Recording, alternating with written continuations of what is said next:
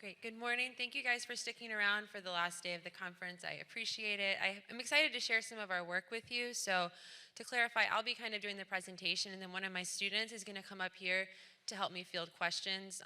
I'm an assistant professor at University of Illinois, but obviously, student work is very important, and my student Enky Mhlongo did most of the work that I'm going to present here today. And Moin and Ifat, who are also in the audience, are doing some of the follow-up work. So I just want to acknowledge them up front because this is really their work. And that's one of the great things about my job, is being able to work with great people who can do great work. So just to kind of give you a little bit of background, I think everybody knows what SHIELD Illinois is, what we've been hearing about, but it was initiated in fall 2020, and the goal was to provide rapid, low-cost, widespread saliva-based testing that was really accurate. And initially, this was rolled out in schools, but then increasingly rolled out in communities and other places throughout the state. And so for us, you've heard a lot of research focusing on schools and very specific sites trying to quantify the impact. We wanted to kind of get the global impact of SHIELD testing site availability, and we wanted to look at both incidence and deaths. And so we decided to also look at the differences by testing type. So we wanted to see if there was, some kind of impact at the community level of whether or not SHIELD testing was available at all, and if this varied by the type of site. So if it was different, if there were K-12 testing sites, post-secondary sites, community testing sites, so people who weren't enrolled in any school but could just go and freely get tested, and also jails. And because there were differences in behavior and also transmissibility by wave, we also wanted to see if maybe the impact of SHIELD testing was different for the Delta wave compared with the Omicron wave. And so that's kind of what the goals were of our analysis. And a secondary goal that is not mentioned here and should have been added to the slide is we really were interested in this question of health equity. My student Enky was really interested in this, and this is actually how we started to get the data for this question, is because we were just wondering, were there differences in the impact of testing for rural and urban sites and for these marginalized communities who maybe didn't otherwise have any access to testing? Was testing still beneficial there? We had heard that sometimes the use wasn't as good in some of these counties, and so we just wanted to understand that as well and see if there were other drivers of disparities such as ethnicity and age. And so those were some of the other things that we were interested in looking at here. And so for the data that we used data from COVID Act Now to get case data and deaths. And so this is publicly available surveillance data that was available at the county level throughout the entire pandemic. And then we used programmatic data from SHIELD Illinois on testing and when different sites were open and closed. And we focused on May 2021 to April 2022. We started in May because that was when testing had been more fully rolled out. And so that was a good time for us to kind of start our analysis. And so again, I told you we thought that the impact might have been different by transmission wave, so we compared the Delta wave with the Omicron wave and kind of did a stratified analysis for those. And then we also looked at the impact of the type of testing site, so K-12, post-secondary, community, and jails, and then we compared rural and urban sites because again, we were interested to see if testing was beneficial in all types of communities. And so we used a regression analysis, because this was a longitudinal type of analysis, we used a GEE model to account for autocorrelation using the AR1 structure. And so this is kind of the first thing that we did before we started doing any analysis, is to make sure that the differences that we might see related to testing were not related to maybe just the sites that got a SHIELD site had lower overall incidence or lower overall deaths. Maybe that's the issue and it's not really an impact of the SHIELD testing. And so what we found here is that the average incidence per 100,000 and the average deaths per 100,000, when we don't think about whether, we don't adjust for whether a SHIELD site was open at a given point in time, was actually similar for counties across the state that did or did not have access to SHIELD testing. However, the counties that ended up getting access to testing tended to be, the people that didn't get access tended to be more rural and less diverse. So urban counties were more likely to get access to testing than rural ones. And, they were also more diverse counties. You think about Champaign County, some of these larger areas where there's a more diverse population, that's where more of the sites were located, but obviously we still had a substantial number of test sites in rural counties. Okay, and so then we looked to see if there was this impact of testing overall. And so what we found actually was pretty striking. I was very surprised by these numbers. I didn't expect it to be this strong. So we found that overall SHIELD testing was associated with decreased incidence and deaths in both the Delta and the Omicron wave. And the reduction in incidence was almost 60% for both waves. So we found that incidence was 57% lower during the Delta wave in counties that had access to shield testing compared to those that didn't, and it was 63% during Omicron. So even though Omicron was more transmissible, we found that still testing was very beneficial in these counties. We also found that there was a reduction in deaths. It was not significant during the Delta wave, so there wasn't really any difference in the rate of death for counties that had testing sites and didn't during Delta wave. There was a tendency to reduction, but it wasn't significant. But during Omicron, it was. We found that counties that had access to shield testing had 34% lower deaths than those that did not. And so that's shown here by the graphs. So the blue is showing incidence here, and these are percent reductions, and the red is showing reduction in deaths, and the different groups are Delta versus Omicron, and the asterisk indicates statistical significance. And so you can kind of see exactly what I just said. The impacts on incidence were greater, were very strong, about 60%. The impacts in deaths were significant for Omicron, not for Delta, but still this tendency towards reduction in deaths as well for both waves. Okay, and then we wanted to see what, we see this large impact. What is this? What's driving this? Are there certain types of sites that are more important than others? And so this is where we stratified by the type of site. And so here, just to orient you to this graph, the dotted line is an incidence rate ratio. So that's basically,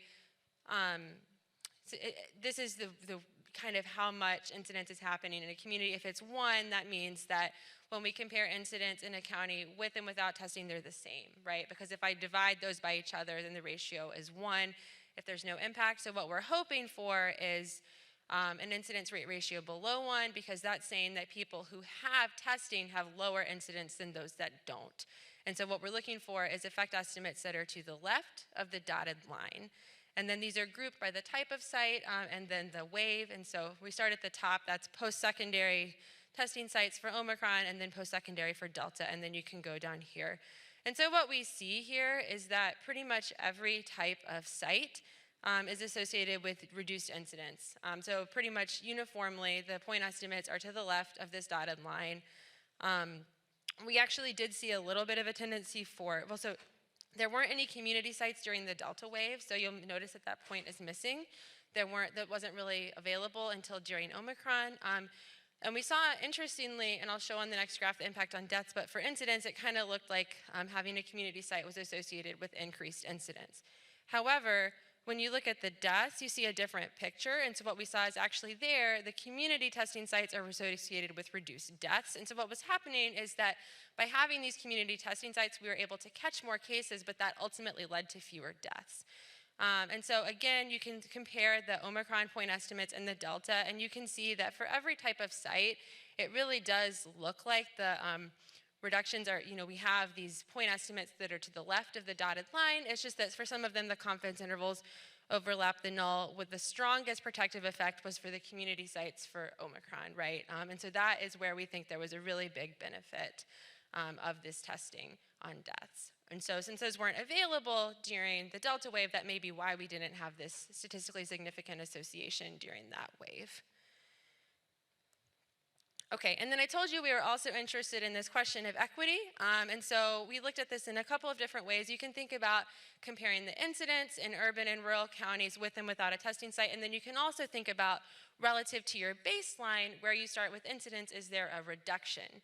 And so if you look at just the cases per 100,000, so the incidence, the blue points are in urban sites and the red points are in rural sites. And so you can see that uniformly, regardless of testing, the blue points are above the red. So we're seeing a lot higher incidence in urban sites compared with rural, especially during this Omicron wave. You can notice, I don't have a pointer here, but you can see that the counties during Omicron that were urban with no testing site are really, really high up compared to the others. So we do see that urban sites are having higher incidence than rural sites. However, when we think about how many deaths are averted through testing, you can see that the proportion is actually the same. So the percent of deaths averted was similar in rural and urban areas. And so the absolute benefit is greater in urban areas. If you think about the total number of cases averted, it's going to be greater in urban areas just because you have more cases, right? And so that's a greater number averted, but proportionally it's similar. And so for health equity, intervene in rural communities is also important and beneficial. And so this is suggesting that the testing was still very helpful in these communities that are rural and you might not think we're maybe using it as much. This is still very, very beneficial. And so that was something that was really exciting to us. Okay, so in conclusion, our studies suggest that testing is beneficial in reducing transmission and deaths for COVID-19, even for more transmissible strains like the Omicron variant. And we found that increasing testing availability could probably further reduce incidence and deaths. So this program was really impactful, it seems, from this work. And being prepared to kind of launch a similar effort in a future transmission wave would also be likely to be very beneficial. So as a person who's worked in public health for a long time, I don't usually see impact estimates like this, so this is very exciting to me. So we're working on getting this published right now. It's been in review, so hopefully I'll have a paper to share with you soon. And then I just want to kind of tell you about some of the stuff that we're doing as follow-up from these results. So right now we're looking at doing a transmission model to kind of say, okay, well, COVID has wound down for now. What happens in the future if we have an outbreak of a new disease or if we have a new COVID wave? How could we allocate limited testing resources to kind of maximize our impact? How often would we need to test? Where should we test? Questions like this. So to address this, we've built an SEIR type model. This is actually very similar to the model that Becky presented on yesterday. I think we're going to maybe use some of her code actually for the school sites because I think that would be beneficial. But this is kind of a simple model, and what you see is that we can divide the population into groups based on their infection status. So for us, we have susceptible, exposed, infected, and recovered. And then what we have added here is a testing class. So you can see there's a group called IT1. And so basically, we assume that people who are tested and test positive do not contribute to onward transmission because they stay home or are isolated in some other way. What we've added here is secondary infection. We know that now people can be infected multiple times, and so after people recover from COVID-19, their immunity can wane, and then they can be reinfected, although at a lower rate. And then we're only doing 2 infection classes. So we may add vaccination to this model. We're not sure because it sort of depends if vaccination is going to be rolled out on the timescale of our simulations. It kind of seems like people that are going to be vaccinated have been now, so that's why it's not in the model. But this is kind of this sort of structure that we're thinking about using going forward to kind of simulate different testing strategies for different levels of baseline incidence. And so we're thinking about looking at different locations, kind of the same sort of things that I just showed you for the different testing sites that existed before, so schools, prisons, and communities. We also want to think about different risk structures, right? So we talked about community testing sites, but the impact of a community testing site might vary based on whether that site is rural or urban, based on the baseline level of incidence, and then also maybe for old versus young groups, right? So we may find that testing is really beneficial for reducing incidence, but it might not be as important for deaths in a community that's younger overall. And so for interventions, we're going to be looking at testing frequency and then also pairing that with non-pharmaceutical interventions that make sense for the site. And so we're working on kind of collating that data right now. And because this is kind of going to be hypothetical simulations for future outbreaks, we're going to be thinking about different baseline transmissibility and severity profiles. So that's kind of what we're doing now to kind of follow up on this work, informed by the regression modeling that we just finished. And this is just a graph to show you that this model is working, that we can see that when the curves here are looking at cases per 100,000 with different testing frequencies, and you can see that if you do more testing, we expect lower incidence, and then also if you add distancing to that, we expect even lower. And so we're kind of going to be taking this model forward for different scenarios, and we're going to be talking with SHIELD about which scenarios are most useful for them to think about going forward. So Ifat is going to be leading this work, and she can answer your questions if you have them later. Another thing that we're going to be doing is thinking about how to translate what SHIELD has done into cost effectiveness numbers. And so the cost effectiveness of SHIELD testing depends not only on availability, which is what we've used here, but also on use. And so we want to translate the testing data into the cost needed to avert 1 death and the cost needed to avert 1 case. And so we'll be doing kind of the same thing, looking at the county level and thinking as well about stratifying by demographic variables such as rural versus urban, and the number of tests performed and other similar factors. So Moin is going to be leading that work, and he'll come up in a minute to field any questions that you have about that. Okay, so that's all I have, and I'm happy to take your questions, so thanks for listening.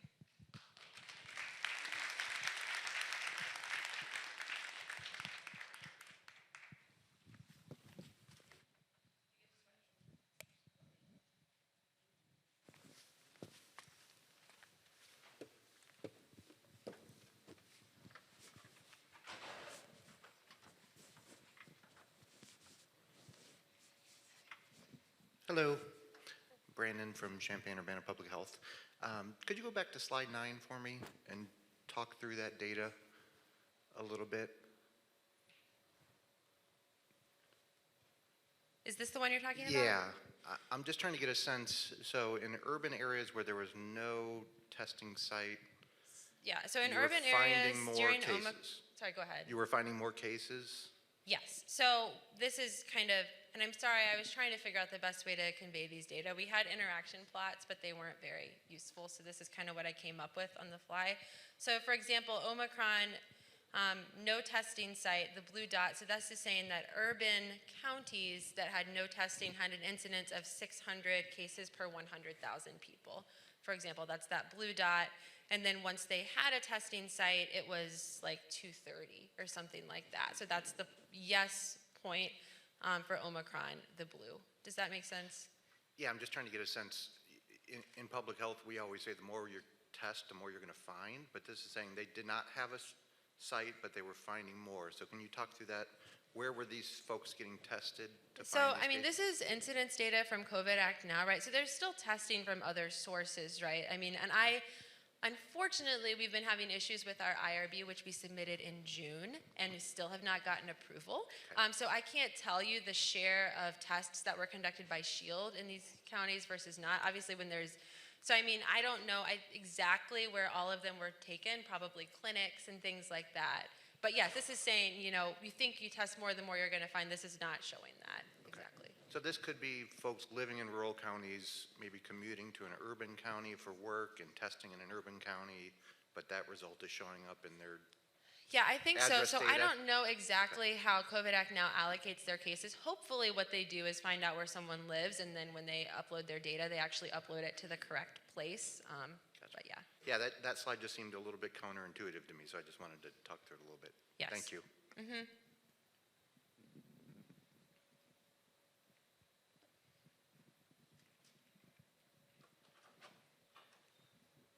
Thank you very much for your presentation. Quick work, like, do you control for vaccination status in the first thing, or you think it doesn't matter? So we're using, you know, county level data, and we did account for vaccine coverage in our final models that I'm showing. We did find that it was not very statistically significant. It was kind of, and the confidence intervals ended up being wide. I think we ended up keeping it in the model for the final model, but we thought about leaving it out as well because basically it was just making our confidence intervals really wide and not improving our predictive values.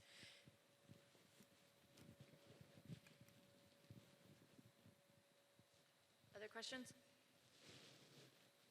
Yeah. Alicia, I'd love to hear more about the cost effectiveness model and what you're thinking in the future.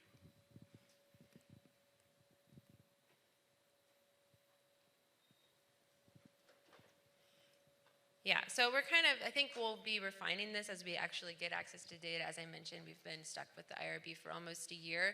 But the plan here is to have the outcome be the number of cases and the exposure be the number of tests. So how many, then the coefficient is how many tests you need to avert one case, if that makes sense. So that's broadly speaking what we're going to do, but we're going to consider a range of models based on the ultimate distribution of the data, which hopefully we'll receive soon.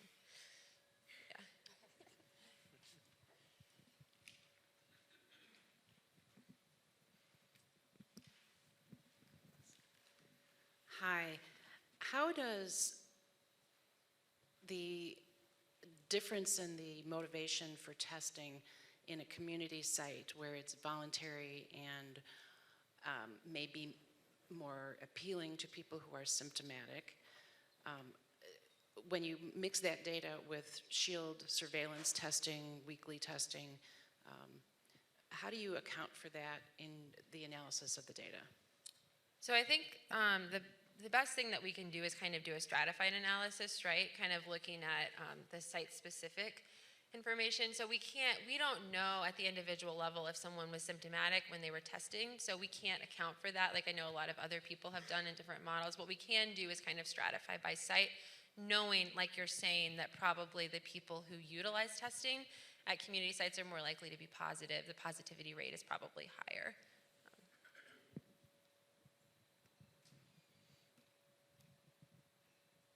Any other questions from anybody? Thank you, guys. Thanks. Thank you.